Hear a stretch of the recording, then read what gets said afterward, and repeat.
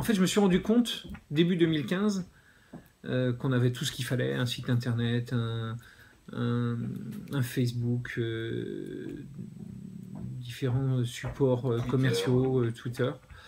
Je faisais depuis 5 ans du Google AdWords, qui marchait très très bien au démarrage. Mais mon budget à Google AdWords avait quasiment été multiplié par 10 en 5 ans.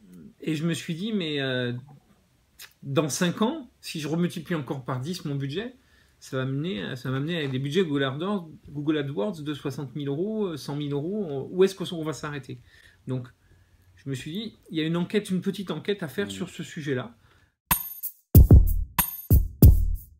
J'avais envie de référencement naturel. C'est-à-dire, je me suis dit, à un moment donné, il va falloir que je contrebalance cette augmentation vertigineuse du budget Google AdWords en allant vers du référencement naturel. Bien sûr, notre site n'était pas approprié au bon référencement naturel, donc il fallait le revoir, ça j'étais prêt à le faire. Voilà, j'avais pas de certitude. Donc j'allais à la pêche à l'information, mais je sentais qu'il y avait un virage à prendre. Je me suis dit à reprendre des outils de communication, à faire du référencement, quel qu'il soit, payant ou naturel. Il fallait aussi réfléchir au positionnement de l'entreprise. C'est-à-dire que c'est bien beau de communiquer, mais on communique sur quoi?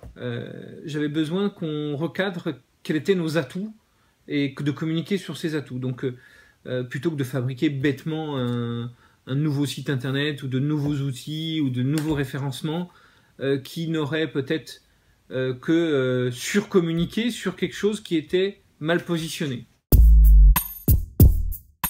Ils sont plusieurs, hein, ces concurrents, à truster un petit peu le web à travers de la communication pure, sans être ni expert métier, ni conscient que c'était un métier. C'est-à-dire, on vendait ça comme on commercialiserait n'importe quoi. Et par contre, effectivement, ces gens-là prenaient des positions, alors qu'ils n'ont aucun savoir-faire. Simplement en communiquant sur du web, on arrive à promouvoir une entreprise, je dirais des entreprises presque coquilles vides. Le premier risque, c'était réellement qu'on se fasse bookingiser, c'est-à-dire qu'on ne soit plus que des faiseurs à travers des plateformes web de mise en relation ou de gestion, d'intervention, alors qu'on a un vrai savoir-faire et un vrai métier, et j'avais besoin que la valeur, elle reste chez nous, et qu'elle ne remonte pas dans le numérique. Quand j'ai créé l'entreprise, on était peut-être 30, 40 entreprises en France à faire ce métier-là.